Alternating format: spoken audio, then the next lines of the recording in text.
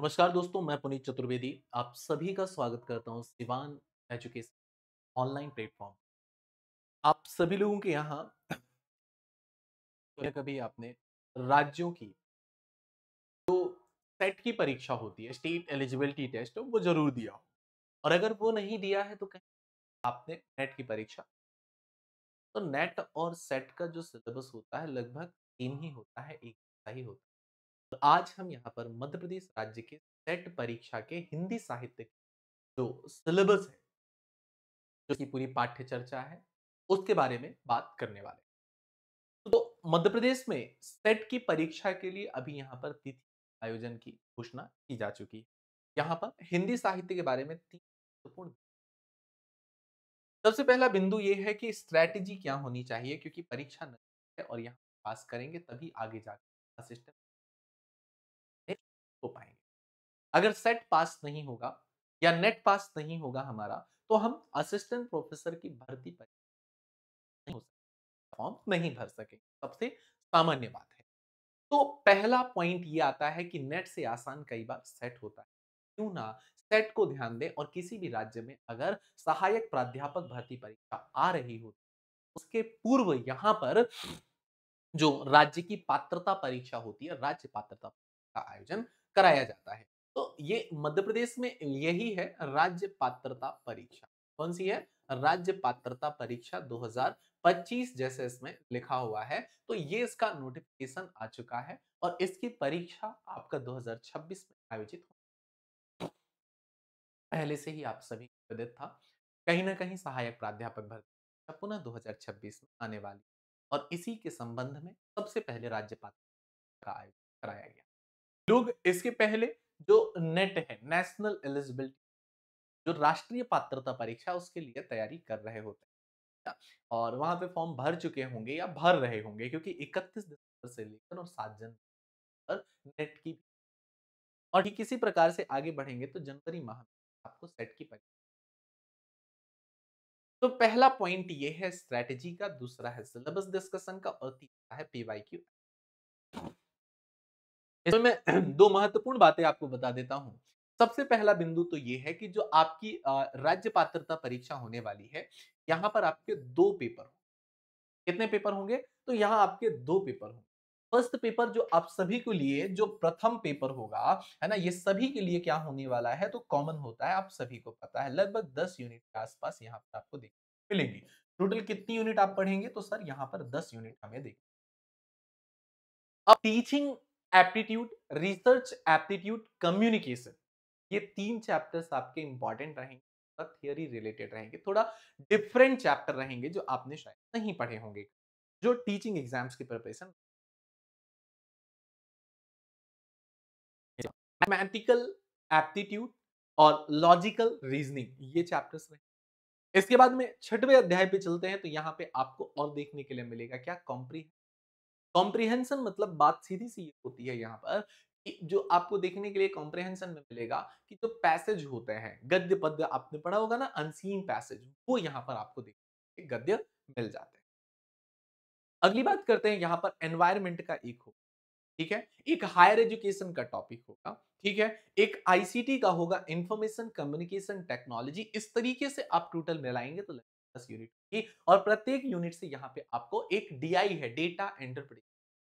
प्रत्येक यूनिट से 5 प्रश्न देखने के लिए मिलेंगे, और हमेशा आप देखेंगे कि डीआई से आप मार्क्स ला सकते हैं। क्वेश्चन यहाँ से 10 नंबर आ जाएंगे, ठीक है। ठीक इसी प्रकार से अगर हम आगे बढ़ेंगे तो आपका रीजनिंग से 5 क्वेश्चन नहीं आती, उनकी बात अलग है ना। कॉम्प्रिहेंशन से आ जाते हैं, कम्युनिकेशन से आ जाते हैं, है ना। तो आप अपना जो स्ट्रॉन्ग पोर्शन है वो देखिएगा, क्योंकि हमें पेपर निकालना, और अगर हमें पेपर निकालना है तो सबसे पहला काम ये है कि फर्स्ट पेपर पे हमें फोकस जरूर करना होगा। और फर्स्ट पेपर अगर आपके पास में 50 क्वेश्चंस का है, और ईच क्वेश्चन आपके कितना 2 मार्क्स के हैं, ध्यान रखिएगा, कितना 2 मार्क्स के हैं, it means that is 100 marks. कितना हो गया टोटल?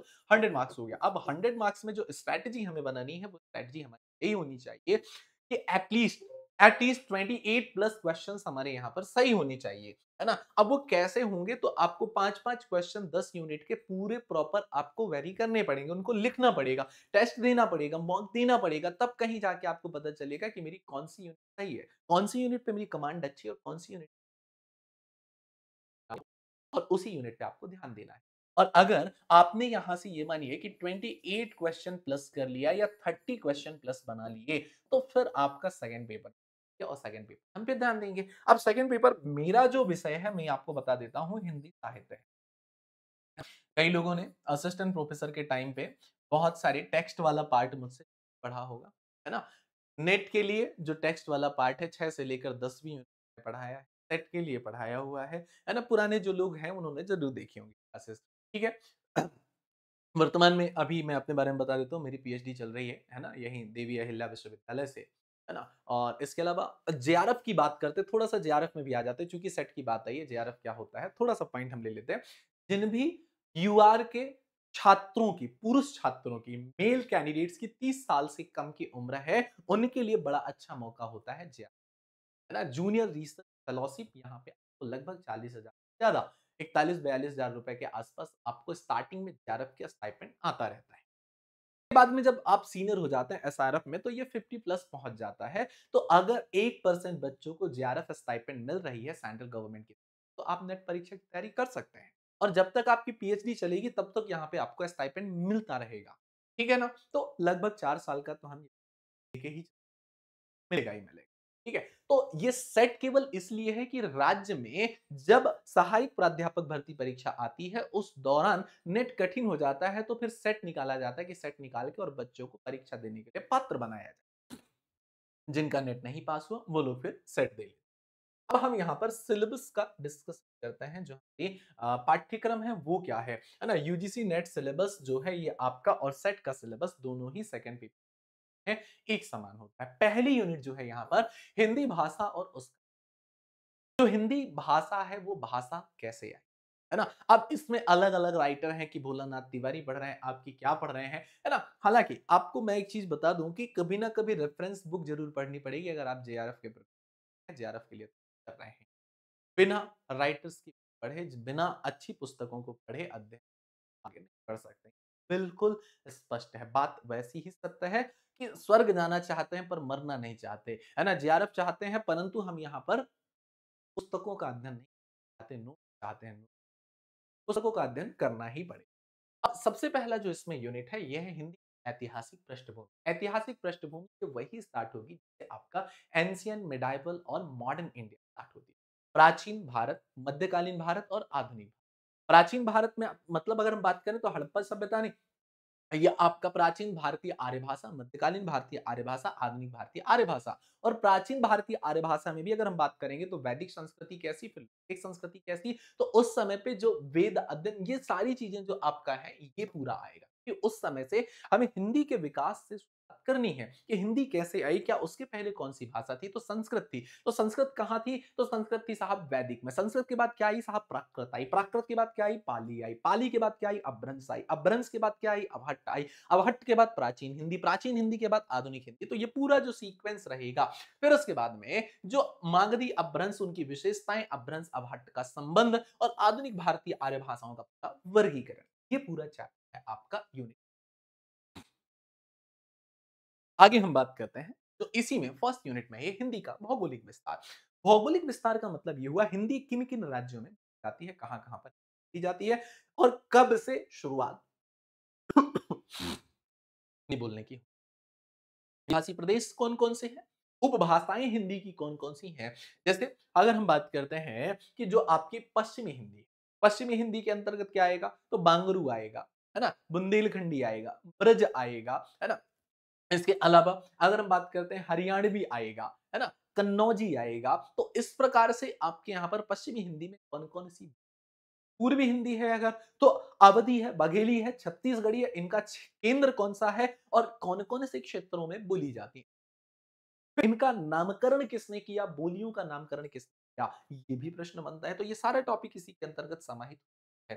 ठीक है, राजस्थानी हिंदी है तो राजस्थानी हिंदी के अंतर्गत कौन कौन सी आएंगी बोली, फिर बिहारी हिंदी है तो कौन-कौन सी आएगी इसके अंतर्गत, है ना? उनकी बोलियाँ क्या होंगी? खड़ी बोली, ब्रज और अवधी की भाषाएँ बताना पड़ेगा। इनके साहित्यकार कौन रहे? इनके बोली का अनुकरण करने वाले कौन रहे? इनका केंद्र क्या रहा और किस-किस क्षेत्र में बोली जाती है? ये पूछे जाते हैं। तो आगे चलते हैं हिंदी के विविध रूप। जैसे हिंदी के विविध रूप में हिंदुस्तानी इसका रूप ही है ना? हिंदी रूप है, उर्दू और दक्षिणी भी इसका क्या है? दक्खिनी जिसे बोलते हैं, तो ये भी आपका रूप है। ये हमारा चैप्टर है। अब इसके बाद में हिंदी का जो भाषिक स्वरूप है, भाषिक स्वरूप में आपका मूल रूप से स्वनिम व्यवस्था में खंड और खंडेतर आता है। यहाँ पे आपकी व्याकरण समाहित हो जाती है। व्याकरण समाहित होगी तो पूरा आप पढ़ेंगे क्या? व्याकरण में वर्णमाला, संधि, समास, रस, छंद, अलंकार, शब्दभेद, शब्दभेद में वही तत्सम, तद्भव, देशज, विदेशज, संकर शब्द। फिर रूढ़, यौगिक, योग रूढ़ शब्द है। एकार्थी, अनेकार्थी, पर्यायवाची, समानार्थी, विलोम शब्द, ठीक है? फिर इसके बाद में आगे चलते हैं तो यहाँ पे आपका जो विकारी और अविकारी शब्द। तो विकारी में संज्ञा, सर्वनाम, धातु, क्रिया, विशेषण, लिंग, वचन, काल, कारक, वाच्य, अव्यय, ये सब कुछ आ जाएगा अविकारी, अव्यय। ठीक है? तो इस प्रकार से ये पूरा जो व्याकरण होगा, वाक्य शुद्धि होगा, सारा का सारा आपका स्वनिम समाहित हो जाएगा। तो ये पूरा जो हमारा अध्याय है, उपसर्ग, प्रत्यय, ये सब कुछ हमारा आपका व्याकरण के अंतर्गत हम समाहित कर लेंगे। अब हिंदी भाषा। प्रयोग के जो विविध रूप हैं, जैसे बोली क्या होती है? कहाँ बोली बोली जाती है? क्या बोली सबसे छोटा रूप है या भाषा सबसे छोटा रूप है? बोली के बाद में भाषा क्या होती है? मानक भाषा क्या होती है? मानकीकरण कैसे होता है ना? राजभाषा और राष्ट्रभाषा में क्या अंतर होता है? राजभाषा किसे कहते हैं? किसी भाषा को राजभाषा का दर्जा कब दिया जाएगा? कोई राजभाषा राष्ट्रभाषा बन सकती है या नहीं बन सकती? क्या भारत की कोई राष्ट्रभाषा है अथवा नहीं? इस बारे में चर्चा करेंगे। ये पूरा चैप्टर आपका होगा। राजभाषाओं का क्रम कौन-सा था? क्योंकि मूल संविधान में 14 भाषाओं को राजभाषा का दर्जा दिया गया। 15वीं भाषा सिंधी आती है, फिर इसके बाद में 16, 17, 18 नेपाली, मणिपुरी, कोंकणी, है ना? तो फिर बोडो, डोंगरी, मैथिली, संथाली आपने पढ़ा होगा। इस प्रकार से फिर क्लासिकल लैंग्वेजेस जो 11 आपकी शास्त्रीय भाषाएँ हैं, उन्हें दर्जा दिया गया। बारे में पढ़ें। संपर्क भाषा क्या होती है?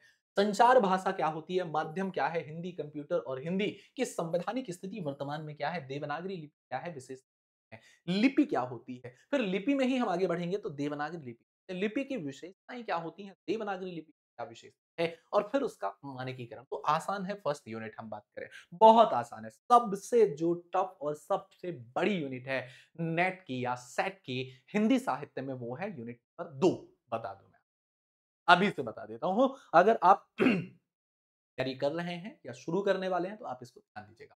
हिंदी साहित्य का इतिहास ये सबसे बड़ी यूनिट है ना? हिंदी साहित्य इतिहास का दर्शन इसकी बात करते हैं, साहित्य इतिहास लेखन की पद्धतियाँ। साहित्य के इतिहास लेखन की कौन-कौन पद्धति किन-किन ने इन पद्धतियों का किन-किन इतिहासकारों, लेखकों ने इसका पद्धतियों की शुरुआत करी है। फिर काल विभाजन किसने किया और किसने क्या समय दिया काल विभाजन का, नामकरण किसने किया और ये नाम किसने दिया है।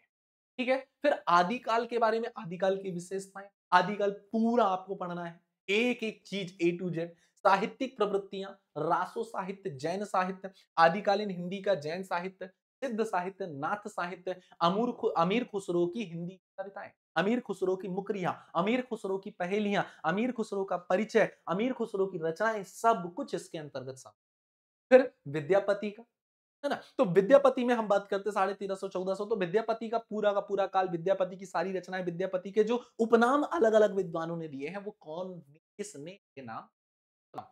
उनकी पदावली कौन-सी है और उनका लौकिक साहित्य क्या है? ये अब कहीं हम पहुँचेंगे भक्ति काल। भैया भक्ति काल छोटा नहीं, बहुत बड़ा है भक्ति काल। बंगाली आंदोलन। अब इसमें सामाजिक सांस्कृतिक कारण उसके क्या है? भक्ति आंदोलन का अखिल भारतीय स्वरूप कैसा रहा?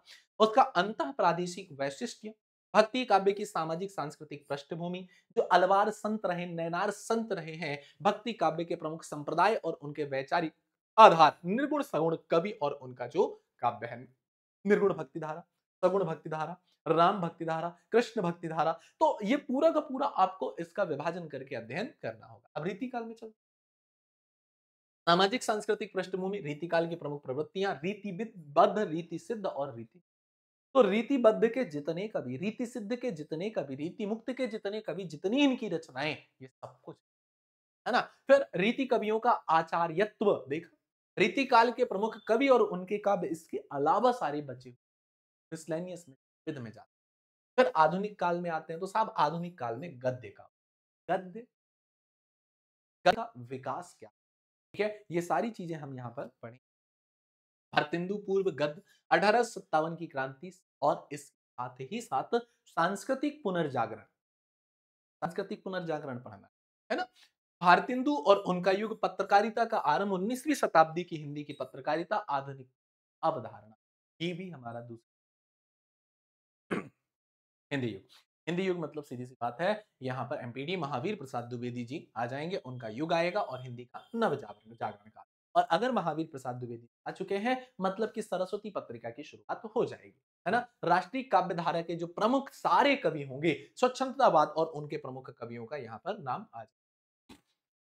अब आते हैं छायावाद में, तो छायावाद के 4 प्रमुख स्तंभ, चारों के नाम को पढ़ने ही पड़ेंगे। निराला जी आएँगे ही, पंत जी आएँगे ही, ठीक है ना? तो ये आपको याद रखना ही पड़ेगा ये सारे कवियों के बारे में। प्रमुख विशेषताएँ, प्रमुख कवि, प्रगतिवाद की अवधारणा, प्रगतिवादी काव्य, उनके प्रमुख कवि, प्रयोगवाद, नई कविता और उनके नई कविता के कवि, समकालीन कविता, 2000 तक समकालीन साहित्यिक पत्रिकाएँ जो 2000 तक की आए हैं, ये आपको पढ़ना पड़ेगा। है ना? और चारों स्तंभ के साथ-साथ अन्य बचे हुए 4 तो पढ़ने, इसके अलावा अन्य बचे हुए सारे कवि छायावाद के हमें पढ़ने पड़ेंगे। बात करते हैं यूनिट 2 में ही हिंदी उपन्यास है। तो भारतीय उपन्यास की अवधारणा क्या है ना? मुंशी प्रेमचंद के पहले जो उपन्यासकार रहे हैं, उनके बारे में, है ना? प्रेमचंद और उनका युग, प्रेमचंद के परवर्ती उपन्यासकार यानी 2000 तक। तो 2000 तक के प्रेमचंद के बाद के उपन्यास और प्रेमचंद के पूर्व में जो उपन्यासकार रहे हैं, उनके बारे में, उनके उपन्यासों के बारे में, उपन्यासों की विशेषताएँ, उपन्यासों का जन्म, उपन्यासों का मूलभूत आवश्यकता, ये सब कुछ। इसी प्रकार से कहानी के साथ में चीजें चलेंगी, तो कहानी में कहानी का उद्भव कैसे हुआ, कहानी का जन्म कैसे हुआ, 20वीं शताब्दी तक हिंदी की कहानियां और प्रमुख कहानी के जो आंदोलन हुए, कहानी आंदोलन और कहानीकार कौन रहे, वर्तमान तक के जोड़ा गया। आगे बढ़ते हैं। हिंदी नाटक में, नाटक और रंगमंच क्या है? नाटक की विशेषता, रंगमंच की विशेषता, पार्श्व की विशेषता, है ना? तो यहाँ पे जो शब्द आएंगे उससे संबंधित सारे शब्दों का मतलब पढ़ना पड़ेगा, उनसे प्रश्न पूछ लिए। फिर इसके बाद भारतेंदु युग, प्रसाद युग, प्रसादोत्तर युग, स्वतंत्रोत्तर युग, साठोत्तर युग, नया नाटक, प्रमुख नाट्य कृतियां और प्रमुख नाटककार 2000 तक की पढ़ना है। एकांकी, रंगमंच और विकास के चरण, हिंदी का लोक रंगमंच और नुक्कड़ नाटक क्या होते हैं, तो हमारे सरकार से निबंध है, इसका उद्भव विकास कैसे हुआ, निबंधकार कौन रहे हैं, आलोचना, हिंदी आलोचना का उद्भव विकास क्या है, समकालीन आलोचकों के नाम और प्रमुख आलोचकों का जो आलोचनाएं उन्होंने लिखी है। अन्य विधाओं में जैसे रेखा चित्र आ जाएगा, संस्मरण आ जाएगा, है ना? आत्मकथा आ जाएगा, जीवनी आ जाएगा, रिपोर्टाज आ जाएगा और डायरी आ जाएगा। ये भी हमें पढ़ना है, इनका विकास क्या है। प्रमुख जो संस्मरणकार रहे हैं, उनके नाम, प्रमुख जीवनीकार रहे हैं, उनके नाम, प्रमुख जीवनी रही है, प्रमुख रिपोर्टाज रहे हैं, प्रमुख डायरियाँ रही हैं। बाकी जो इनके तरफ से दिया गया है, वो तो है ही, लास्ट में जुड़ा ही हुआ है, परंतु ये आपको पढ़ना है। प्रवासी साहित्य हिंदी का, अवधारणा एवं प्रमुख साहित्यकार जो प्रवासी। अब आते हैं साहित्य शास्त्र में, साहित्य शास्त्र जो आपका यूनिट नंबर 3 में है। इंपॉर्टेंट है, ये बहुत अच्छा है। ये इतना टफ आपको नहीं लगेगा, आसान लगेगा। जैसे काव्य के लक्षण क्या होते हैं, काव्य हेतु क्या है और काव्य का प्रयोजन। आसान है ये, है ना? प्रमुख, अब देखो आसान का मतलब ये है कि अगर कोई पहली बार पढ़ रहा है तो उसके लिए दूसरी बड़ी, अगर आप नहीं पढ़ रहे पहली बार, कई बार देख रहे हैं, फिर आपको दिक्कत नहीं होगी, परेशानी नहीं होगी, है ना? पर जो पहली बार पढ़ रहे हैं उनके लिए मैं बता रहा हूँ, दूसरी यूनिट बड़ी लंबी होगी और बहुत समय लगता है। प्रमुख संप्रदाय सिद्धांत जैसे रस संप्रदाय, अलंकार संप्रदाय है, रीति ध्वनि। अब ये जो वक्रोक्ति, औचित्य, रस निष्पत्ति, साधारणीकरण, शब्द शक्ति, काव्य गुण, काव्य दोष, तो ये आसान है, ये आसानी से हो जाएगा, है ना? पूरा का पूरा सौंदर्य शास्त्र एक प्रकार से। प्लेटो के काव्य का सिद्धांत, ठीक है, ये भी हो जाएगा।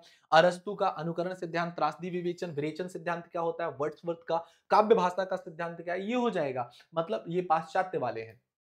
कॉलरिज का कल्पना और फैंटेसी सिद्धांत, है ना? अनुभव फैंटेसी की कन्या है, किसका कथन है, इस तरीके से ये आपसे सब बन जाएंगे। मतलब पाश्चात्य वाले में टीएस इलियट का निर्वैयक्तिकता का सिद्धांत, परंपरा की अवधारणा इलियट का है।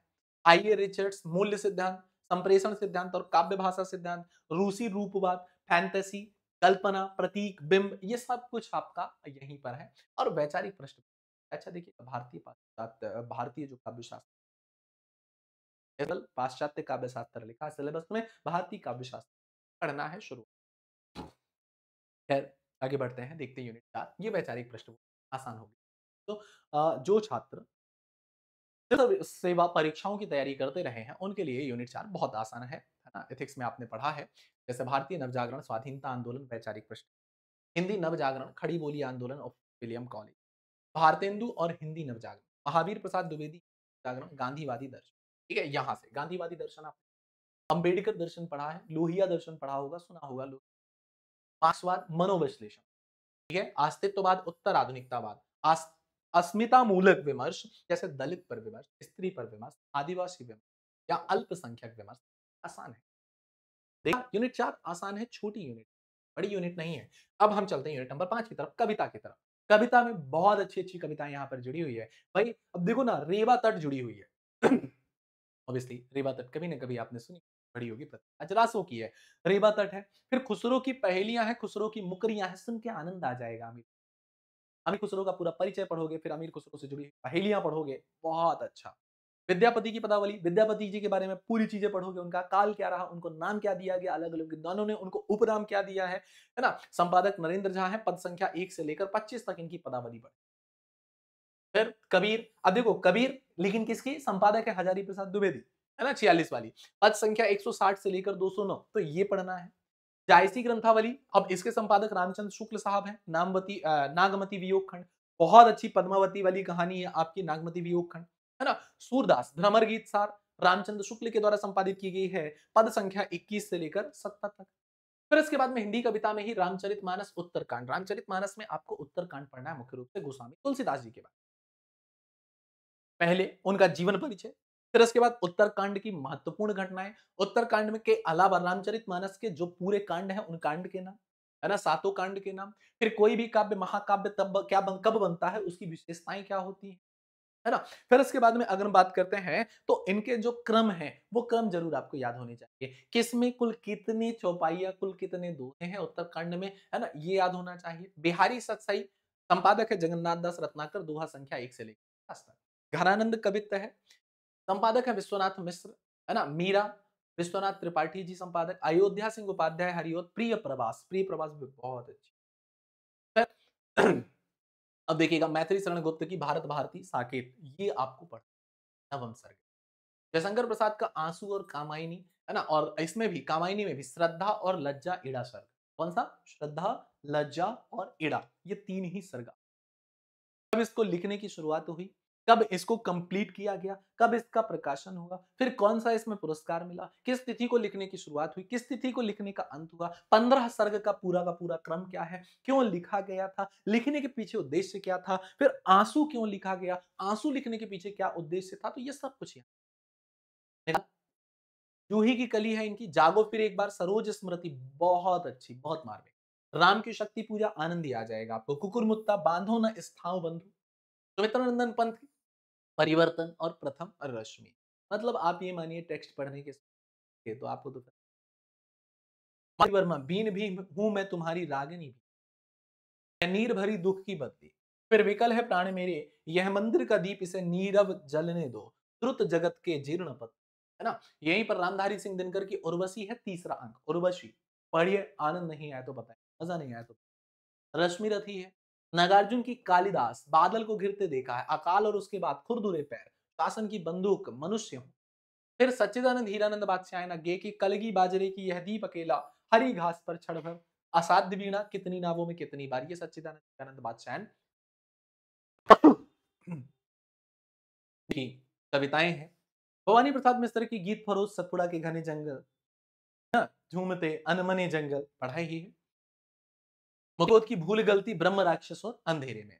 वहीं धूमिल की नक्सलवाड़ी, मोचीराम, अकाल दर्शन, रोटी और संसद, है ना? तो छोटी-छोटी कविताएँ हैं ये, बहुत बड़ी ज़्यादा कविताएँ नहीं हैं, आप इनको एक बार में भी पढ़ सकते हैं। अब शुरू होता है 6 से 10 तक का खेला यहाँ से। 6वीं यूनिट आपके उपन्यास की है, 7वीं कहानी की है, 8वीं नाटक की है। तो इस प्रकार से जो आप 9वीं निबंध की है, 10वीं अन्य गद्य विधाओं की है, ये जो यूनिट्स हैं सर, अगर आपने ये यूनिट्स कर ली ना, तो आप सोचिए आसानी से। 6वीं यूनिट उपन्यास की, जिसमें देवरानी जेठानी का उपन्यास पहले उपन्यास के साथ में यहाँ तो शुरुआत होती है। हालाँकि परीक्षा गुरु को पहला उपन्यास माना जाता है, क्योंकि ये अंग्रेजी के ढंग का पहला उपन्यास है, रानी जेठमलानी। उसके बाद गोदान 36 प्रेमचंद आपको पता है, शेखर एक जीवनी भाग 1 पढ़ना है, भाग 2 नहीं 58-60 का है ये, किसका? अज्ञेय जी का। फिर हजारी प्रसाद द्विवेदी जी के द्वारा बाणभट्ट की आत्मकथा बहुत इंपॉर्टेंट है, बाणभट्ट की आत्मकथा। फिर आगे बढ़ते हैं, मैला आंचल फणीश्वर नाथ रेणु जी का, है ना? झूठा सच यशपाल का 68 वाला ये पढ़ना है, मानस का हंस अमृतलाल नागर, भीष्म साहनी तमस 73 का, है ना? फिर उसके बाद श्रीलाल शुक्ल का राग दरबारी, छोटे-छोटे अलग-अलग खंडों में, बड़ा मजा आएगा आपको। ज़िंदगी नामा कृष्णा आपका बंटी बहुत ही अच्छा। वर्तमान समय में आपको आपका बंटी के जैसी होती हुई घटनाएँ दिखाई देंगी आस-पास। कहीं न कहीं किसी पति-पत्नी का डाइवोर्स हो रहा है, बच्चे की मनोदशा क्या है ना? बच्चा किस प्रकार से परेशान हो रहा है, तो वहाँ पे अंदर आने वाले पात्रों के बारे में, अंदर जो घटनाएँ हुई हैं उनके बारे में, है ना? बच्चा ट्रेन रुकती है, बच्चा उठता है और लगता है उसे कि पिताजी रोक लेंगे। तो इस प्रकार के जो कथन हैं, वो पूछे जाते हैं। धरती धन्ना अपना जगदीश चंद्र जी का ये यहाँ समाप्त हुआ। अब 7वें जो यूनिट है ये कहानी की यूनिट, ठीक है? अब कहानी में चंद्रदेव से मेरी बातें, है ना? चंद्रदेव से मेरी बातें और दुलाई बाली ये दोनों राजेंद्र बाला घोष या बंग महिला के नाम से जाना जाता है। इनकी एक टोकरी भर मिट्टी माधवराव सप्रे जी की बहुत ही अच्छी, बहुत ही उम्दा कहानी है 1901 की माधवराव सप्रे की, है ना? क्या नाम है? एक टोकरी भर मिट्टी। फिर आगे यहाँ पर राही कहानी है सुभद्रा कुमारी चौहान की, ये भी बहुत शानदार है। ईदगाह आपने पढ़ा है बचपन में हामिद का चिमटा, हामिद 3 पैसे लेकर जाता है, चिमटा खरीद के लेके आता है। फिर दादी वहाँ पर बच्चा और बच्चा वहाँ पर दादी बन जाता है जब वो मार्मिक दृश्य आता है। फिर मतलब बड़ा बन जाता है। दुनिया का अनमोल रतन, दुनिया का सबसे अनमोल रतन क्या है? सोचिए दुनिया का सबसे अनमोल क्या नायक का नायिका की बाहों में, उसकी गोद में सिर रख के सोना यही सबसे अनमोल रतन है? या और क्या अनमोल रतन है? या मोबाइल लेके बस रील चलाना यही सबसे अनमोल रतन क्या है आपके लिए? पढ़ेंगे तो आपको बस पता चलेगा। राजा राधिका रमण प्रसाद सिंह कानों में कंगना। बहुत उम्दा, ये भी बहुत उम्दा है कहानी। फिर उसने कहा था चंद्रधर शर्मा गुलेरी जी की, ज़रूर पढ़ी होगी आपने। आकाशदीप जयशंकर प्रसाद की, अपना अपना भाग्य जैनेंद्र का, तीसरी कसम फणीश्वर नाथ रेणु और लाल पान की बेगम, मारे गए गुलफाम और है ना लाल पान की क्या दृश्य है, क्या प्रेम कहानी है ना? कि मात्र उसके हाथ पीठ पर रख देने से पूरा शरीर जो है क्या हो गया? मतलब गमगम हो मतलब गमगमा गया, गमगमा जाना मतलब ऐसा समझिएगा कि इत्र-इत्र हो गया, इतनी खुशबू आ रही है कि आप सो गैंग्रीन, गैंग्रीन भी बहुत अच्छी है आपकी है ना? रोज़ के नाम से जाना जाता है, रोज़ या गैंग्रीन। फिर शेखर जोशी, कोसी का घटवार है इनका। आगे बढ़ते हैं यहाँ पर आपका अमृतसर आ गया है भीष्म साहनी की और चीफ की दावत। सिक्का बदल गया कृष्णा सोबती की इंस्पेक्टर मातादीन चांद पर जाते हैं और चांद के लोगों को सुधारते हैं, बाद में उन्हें यहाँ भेजा जाता है। ये यहाँ आ गए हैं तो यहाँ के लोगों को भी करप्ट कर देंगे, यहाँ के लोगों को भी सिखा देंगे। पिता ज्ञान रंजन, राजा निर्बंसिया, परिंदे निर्मल वर्मा, बहुत शानदार कहानी, पढ़िएगा आनंद। अब चलते हैं साहब नाटक की तरफ, 8 जो यूनिट है नाटक की है। अंधेर नगरी और भारत दुर्दशा।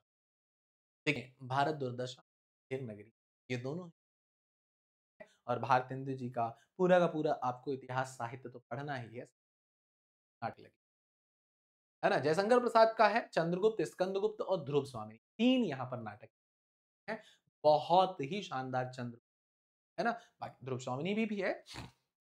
अंधा युग, अंधा युग आपने ज़रूर आप पढ़िएगा। आपने है ना जब महाभारत देखा होगा, महाभारत पढ़ा होगा, गीता पढ़ा होगा, अध्ययन किया होगा, तो आपको पूरा यहाँ पे सब कुछ पता चलने लगेगा रामवीर भारती जी की। लक्ष्मी नारायण लाल की है सिंदूर की होली, है ना? मोहन राकेश की आधे अधूरे और आषाढ़ का एक दिन, ये भी बहुत अच्छी। आगरा बाजार हबीब तनवीर जी का। अवेश्वर दयाल सक्सेना बकरी जो नाटक है ये, है ना? एक और द्रोणाचार्य शंकर से इसका है और उपेंद्र नाथ अस्क का अंजू दीदी है और अंजू दीदी इतनी अनुशासित नार्सिसिस्ट कह सकते हैं ना? ठीक है। चले महाभोज मन्नू भंडारी जी का है नाटक। आगे बढ़ते हैं हम। देखते हैं अगला भारतेंदु जी का दिल्ली दरबार दर्पण। दिल्ली दरबार दर्पण से अभी 1 साल पहले ही क्वेश्चन पूछा गया था। वायसराय आए तो किस प्रकार की कुर्सी पे बैठे थे, कुर्सी का आकार पूछ लिया गया पूरी टेक्स्ट के अंदर से। भारतवर्षोन्नति कैसे हो सकती है? ये भी है शिवमूर्ति प्रताप नारायण मिश्र का। शिव शंभू के चिट्ठे बालकृष्ण भट्ट का। कविता क्या है? रामचंद्र शुक्ल का। नाखून क्यों बढ़ते हैं? हजारी प्रसाद द्विवेदी जी का ये निबंध है।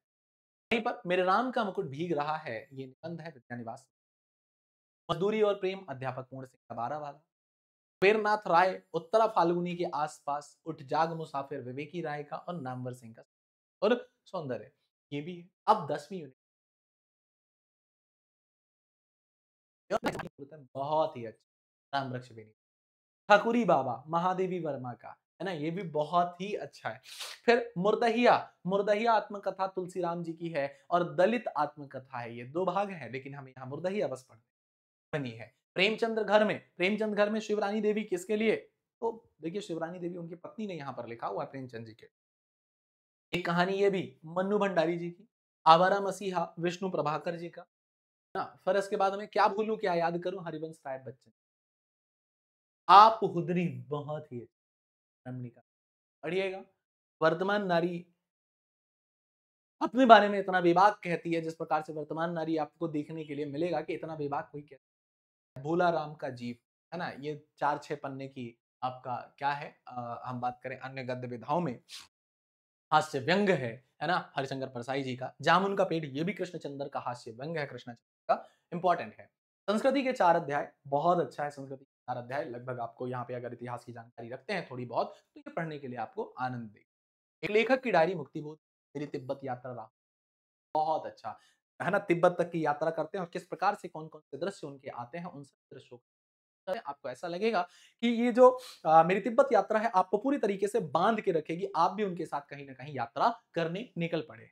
हर चीज को बस आपका बिंब बनता जाएगा, अरे यायावर रहेगा याद, ये अज्ञेय जी। तो इस प्रकार से यहाँ पर आपका जो 10वीं यूनिट है ये समाप्त। अब बात ये आती है हमने क्या क्या बातें करी थी शुरुआत में, तो हमने यहाँ पर जो बातें करी थी शुरू में, हमने बातें 3-4 प्रकार से बातें करी थी। क्या देखने आपके लिए